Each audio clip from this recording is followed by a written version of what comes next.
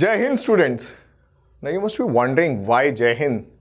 दोस्तों नाम देखो चैप्टर का, नेशनलिज्म इन इंडिया। पहला सवाल तो यही आता है कि इसका मतलब क्या है, what is the meaning of nationalism. अगर सिंपली आपको कहूं मैं तो nationalism is nothing when you, me and everyone around us start feeling that all of us are together. There's a definite boundary, all the resources and everything belong to us. उसको बोलते हैं nationalism. और आसान कर देता हूं, you know why we started discussing about this topic? Because this is the most important chapter in your grade 10th. Map भी आएगा, पहले ये 7 मार्क का आता था, अब ये 5 मार्क का आएगा, तो you can imagine how important it is. Now let me tell you what we are going to learn in this chapter. To begin with, our first topic is First World War, Khilafat and non-cooperation. Let's begin the first topic. Were we part of First World War?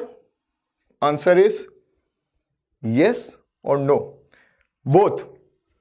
Directly, we were not the part of the World War, but because we were colonized, we have to fight for our colonizer. Britain, they were there in the war. Let's see the impact of First World War on our country. The impact is simple. This war created the whole political scenario in a very different way. Now what is that? Let's see. First question, when the war started? Easy, 1914. When it ended?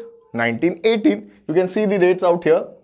Now this line which we are seeing is a question which comes in board. How First World War created new economic and political situation in India. Now that's where you have to write the points. And remember guys, only once in this whole chapter we are going to talk about war or World War. So whatever you read here and learn here, you have to write down and jot down as your answer. So let's see what happened. First World War led to increase in defense expenditure. Whose defense expenditure? Britain's. And how is that expenditure need to be met? आप क्या करोगे वो पैसे को और कहां से पैसे लाओगे? But obvious, war loans. तो ब्रिटेन ने war loans लिए और सारे पैसे कहां से आए? इंडिया से. Because what they did, they introduced income tax in India. They raised the custom duties. Custom duties, when I say beta, custom duty is nothing but tax on import and export. So they raised that so that they can earn a lot of money. Now what was the next thing which actually enraged Indians? It was forced recruitment. अगर आपके घर से आपके बच्चों को कोई जबरदस्ती war में ले जाए, would you be happy? You won't. And that's the reason why we were very angry. Let's see what happened next. Extreme hardship for common people. आप कॉमन लोग हैं, हम कॉमन लोग हैं. How is that hardship will impact us and how is this situation of hardship would be created? या तो हम अनाज नहीं खरीद पाएंगे या तो अनाज होगा ही नहीं. Both the things are right here. See, prices increased, doubling between 1914 and 1918. Prices of what? Food grains. And remember, why they will increase? Two reasons. One, whatever the food grains are here in India are taken to Britain to feed their population and their soldiers. Second thing, the same time we had crop failure in India. So both the reasons impacting us a lot. After that, सब ठीक चल रहा था, अब तक तो कुछ सही नहीं है, और चीज़ें खराब कर दी एपिडेमिक इन्फ्लुएंजा ने. इसे कहते हैं हैजा, which simply means killing of mass people or mass population is eliminated due to some sort of illness. How much we lost? 12 to 13 million. It's a census of 1921. It's a big population loss. If you see the population graph of India during this time, there's a slight dip. Now don't you think this whole scenario will change the political atmosphere in our country? Yes, it did. And let's see who's the main hero here.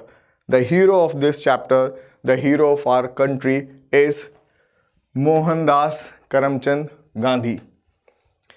He came to India from South Africa in 1915 and he came up with a different sort of weapon altogether. Satyagraha. बेटा एक चीज याद रखना, this is World War time. The whole world is at war, fighting with each other, and someone comes and says, लड़ना नहीं है. You're not supposed to fight with your enemy. He says, if your fight is for right things and if your cause is true, then no need to use violence. आपने कई Hindi movies में ये देखा होगा, कई बार आपने हिंदी में पढ़ा भी है. गांधी जी कहते थे, कोई आपके एक गाल पर तमाचा मारे तो दूसरा गाल आगे कर दो. Now here he simply means passive resistance in an active way. थोड़े contradictory statement है, but that goes true with what he wanted to teach us. Simply, if I tell you two words, Satya is truth and Agra is nothing but insisting to fast. Now let's see how this gentleman used this weapon, Satyagraha. First he used in South Africa, where he was able to move the crowd peacefully from Transvaal to Newcastle and able to fight against the racist regime. When I use the word racist, it means the one who is oppressor against the other color. Black and white. If you remember 9th standard constitutional design, it begins with apartheid system, the racist system. So let's see how he used this system in India. You can see dates out there. 1916, 1917, 1918. So 3 successful satyagraha when he came to India. 1916, he went to Champaran in Bihar. What was the issue in Champaran? Issue was very simple. Farmers were forced to grow indigo on 2/3 of their land. So you are farmer और आपके 2/3 हिस्से पर indigo करना है. What is indigo? A plant which gives you blue color. और blue color क्यों चाहिए England को? But obvious, Manchester, an industrial town, they need that color to dye the clothes, and then the same cloth will come to India. And for that, the cotton and indigo goes from India. So here the problem was, the farmers were forced to grow indigo on 2/3 of their land. Now problem with the indigo is, it takes away the fertility, and soil is not conducive to produce any other crop. Apart from that, when you as a farmer go to sell the crop, you are paid very less. So against this, he went to Champaran in 1916 and was able to bring change. So very first time in India, a peaceful protest was organized, a satyagraha was organized, and he was successful. They changed the indigo law. They simply said you can grow whatever crop you wish to grow on your plot, as well as they increase the amount at which they are going to buy your indigo. So 1916, first successful satyagraha. Let's move to the next year, 1917, and we travel to Gujarat, a small town Kheda, little close to Ahmedabad. Here the problem was same as it was in movie Lagan. लगान movie अगर आप लोगों ने देखी हो तो वहाँ issue था चंपारण का, और इशू ये था कि बारिश नहीं हुई है और हमें लगान भरना है. लगान is what? Tax. So here the same issue, there is a crop failure and Britishers are demanding the tax.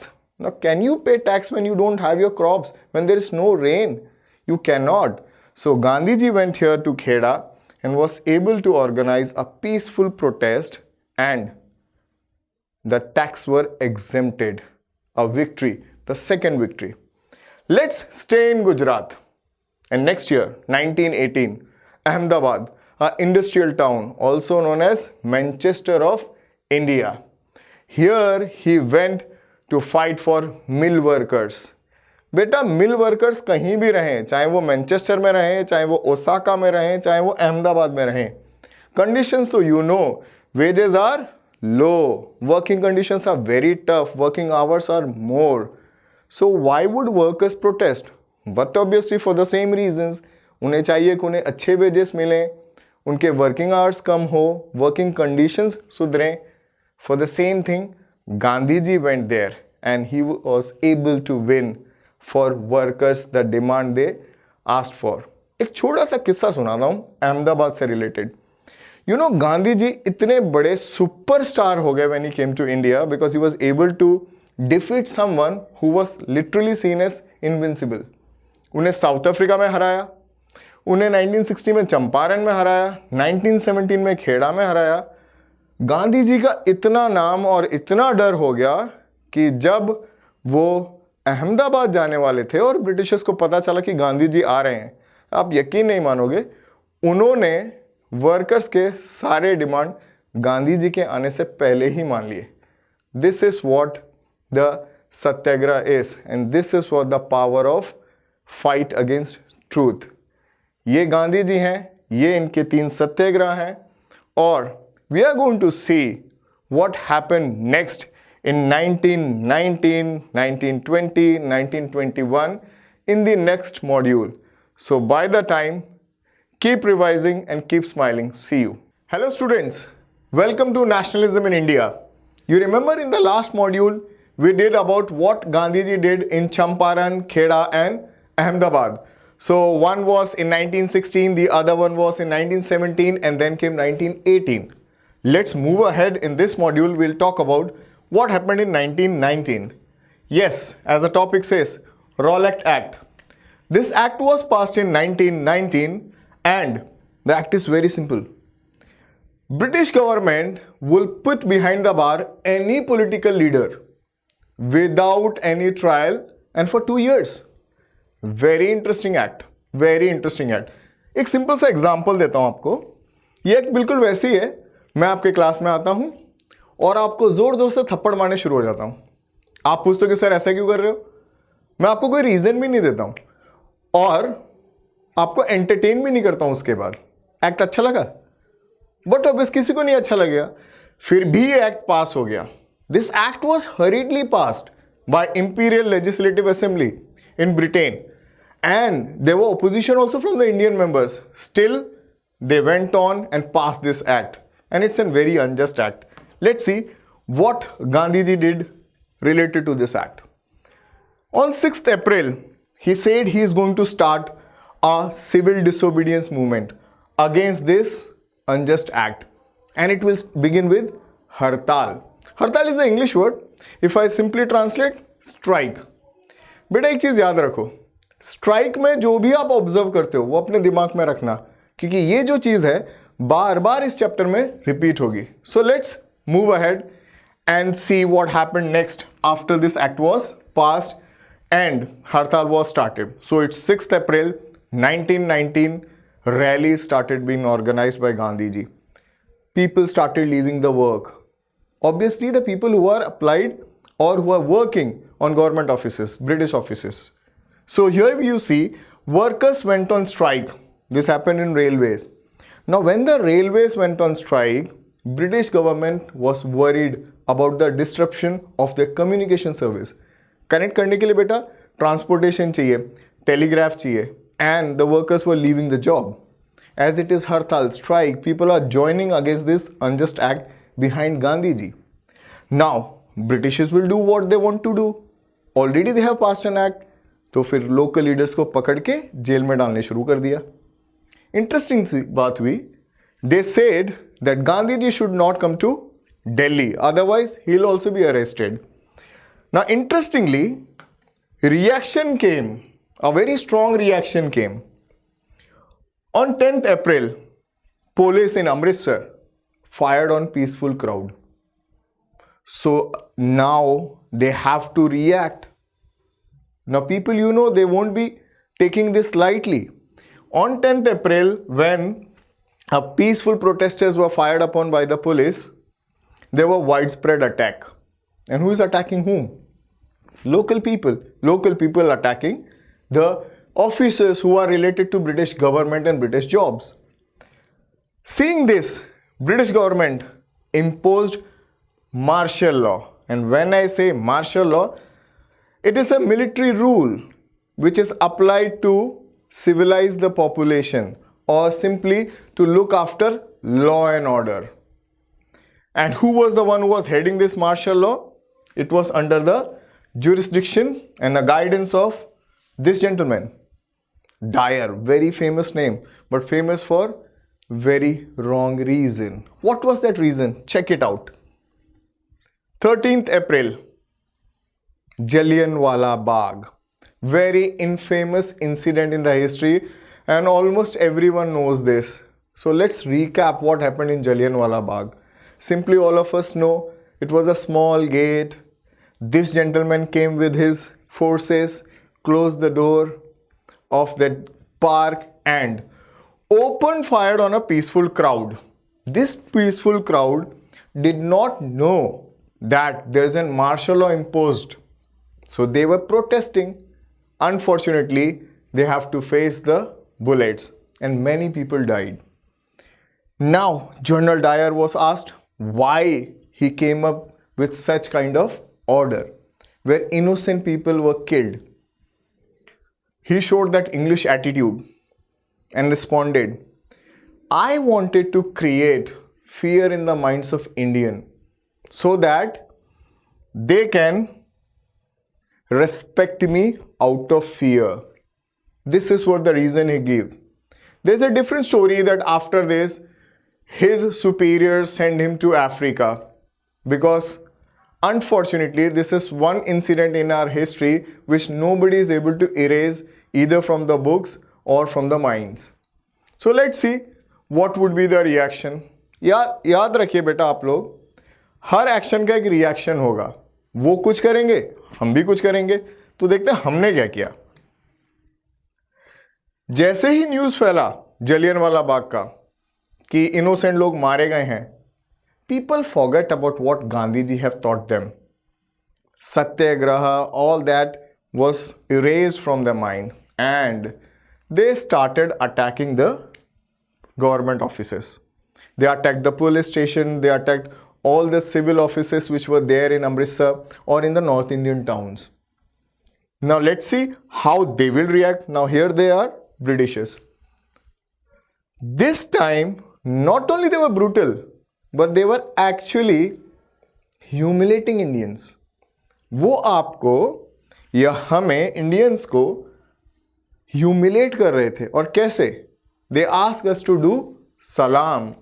They asked us to lick the feet. They asked us to crawl down. This is how they were humiliating. Unfortunately, another incident took place in current Gujranwala, which is in Pakistan. There this peaceful crowd was again bombarded. Now let's see how much violence had occurred during this thing. This is what Gandhiji did not want it. And that's the reason why he called up Rowlatt Satyagraha. So violence was the reason why he called up Rowlatt Satyagraha. Now let's see what will happen next. सत्याग्रह शुरू किया, खत्म हो गया. अब देखते हैं कि गांधी जी क्या सोच रहे हैं और किस मौके का इंतजार कर रहे हैं. Let's move ahead and see what happened next. Topic is Khilafat movement. As you know, Rowlatt Satyagraha was huge, but still it had some limitations. Limitations were very simple. It was restricted to only towns and cities. And how would I justify this statement that it was only restricted to towns and cities? Remember Jallianwala Bagh? People came from villages and they were not aware that there is a martial law. मतलब ये है कि सिर्फ शहरों में और गांव तक ही ये मूवमेंट सीमित थी. Rowlatt Satyagraha. Now Gandhiji wanted to start a movement which is pan-India, wherein he can unite Hindus and Muslims and make it a big impact and bring that change which he is looking for, that independence for which he is fighting. He got this opportunity to unite Hindus and Muslims, and the opportunity came at the end of the First World War. Britain defeated Ottoman Turkey. Now Ottoman Turkey was defeated and there were rumors all around the world that a very harsh treaty is supposed to be signed by the Khalifa of Turkey. So when I say word Khalifa, it means he is the spiritual head of the country as well as the political head. And to defend his power, Khilafat committee was formed in Bombay. Then Bombay, now it is Mumbai, in 1919. And who did this? There were two young Muslim brothers, Muhammad Ali and Shaukat Ali. Remember students, when you forget the name Muhammad Ali and Shaukat Ali, you can simply write Ali brothers. So these two gentlemen went to Gandhiji and discussed about this Khilafat issue. And Gandhiji got an opportunity what he was looking for. He thought this is the right time to unite Hindus and Muslim under one umbrella, and for which there has to be a meet. So this time a Congress session held at Kolkata. Now herein they were deciding that a Khilafat movement would be started, and along with we can start non-corporation movement. So let's see what's next and why non-corporation becomes the first question, because I know a reason. Khilafat movement is to restore the temporal power of Khalifa. But then why non-corporation? Let's see the answer. Remember that point wherein I said Jallianwala Baugh, General Dyer entered and then opened fire? Great. Just imagine who gave the order? General Dyer. Who fired? The policemen, the sepoy, and who were they? They were all Indians. And that's why non-corporation. Gandhiji wrote a book called Hind Swaraj, and simply in that book he said that Britishers with a very less population able to rule us a country with this which is 3 times the population of England, just because we are cooperating with them. And if we remove this cooperation, we can easily get our independence. And that's the reason why he came up with this non-corporation movement. But again there was a problem, and let's see what was the problem.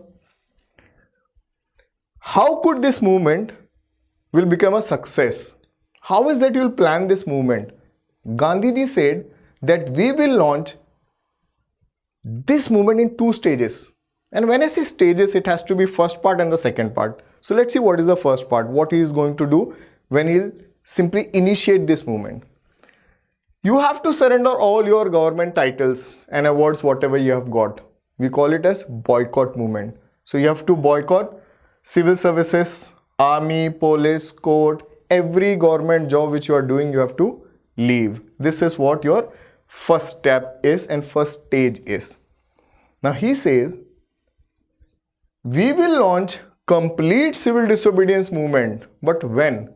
Only if British government start to repress us. This is what he planned. Now the success was seeming very visible and in the reach. But it's not that easy. Let's see what's next. To let all Indians know what are we supposed to do, how these stages will unfold, Mahatma Gandhi and Shaukat Ali in 1920 toured the whole India, and they were explaining the population, the common people, the villagers, that this is what we are planning, this is what you have to do, those stages which we just discussed. Now let's move ahead and check what was the problem when everything was settled. Problem was within Congress. Half of the Congress leaders were not happy with this decision because they felt again this movement might turn violent. And there was another opportunity. In India, there was supposed to be election. These people thought they will contest that election and they will bring the changes whatever they are looking for through legislative way, through diplomatic way, through democratic way, not through the rallies, not through the violence. Unfortunately, there was a big tussle between these two groups, but Gandhiji was able to convince them, and this convincing was done at Nagpur session. Finally, it was decided we are going to launch non-corporation movement along with Khilafat.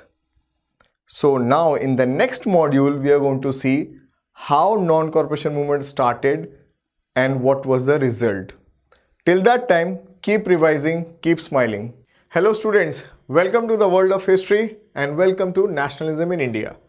So we'll continue our topic and we move towards the civil disobedience movement. Now this is not civil disobedience movement as the name says. You are going to have certain events within this 10 years of span and then there will be civil disobedience movement. That's why the topic called towards the civil disobedience movement. First thing to remember is February 1922. Gandhiji called off non-corporation movement. We have seen in the previous video.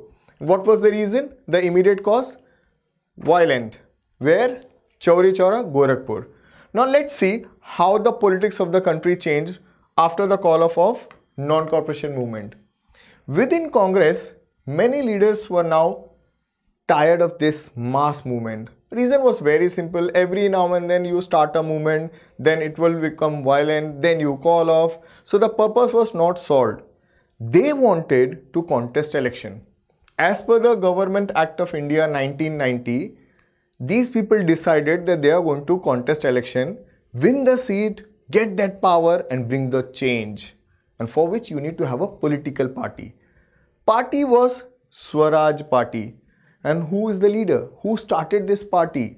It was by Motilal Nehru and Chittaranjan Das. In short, C.R. Das. Now, leaders like Jawaharlal Nehru and Subhash Chandra Bose were against this ideology. They did not wanted to contest election. They were not in favor of Swaraj. They wanted Purna Swaraj. There's a big difference between these two words. So keep that in mind. We'll discuss that later. During the same time, the two events across the world were changing the history of our country. One was the Great Depression and the other one was the change of government in England. Great Depression, beta, remember, it's very easy. The prices of food grain will fall. But unfortunately, you will not have that much of money even to buy those food grains. So it's a very difficult situation, especially for the farmers. Agrarian Great Depression. Against this background, whatever is happening in our country, there was a government of Tory in Britain, and he sent a commission, a group of people led by Sir John Simon, this gentleman on the screen.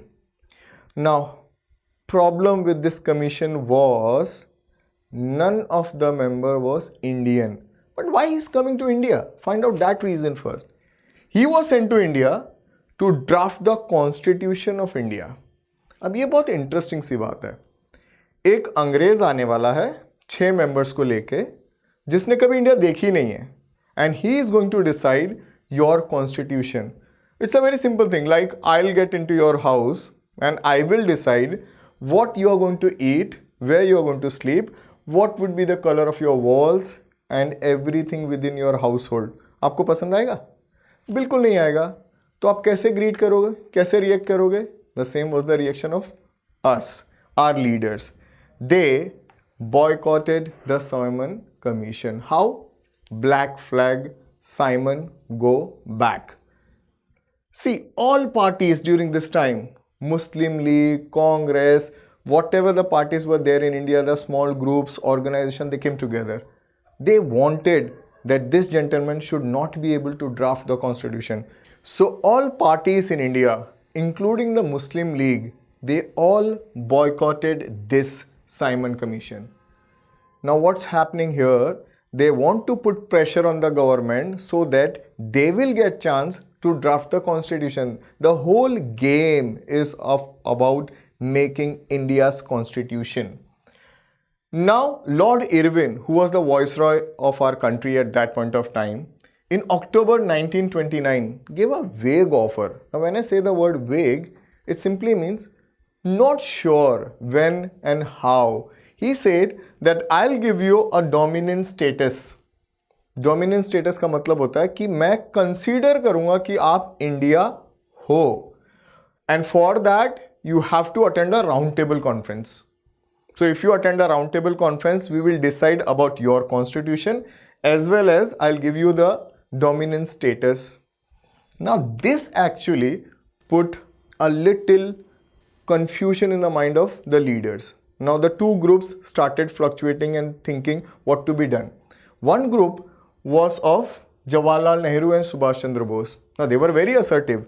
They wanted Purna Swaraj. They wanted their own constitution.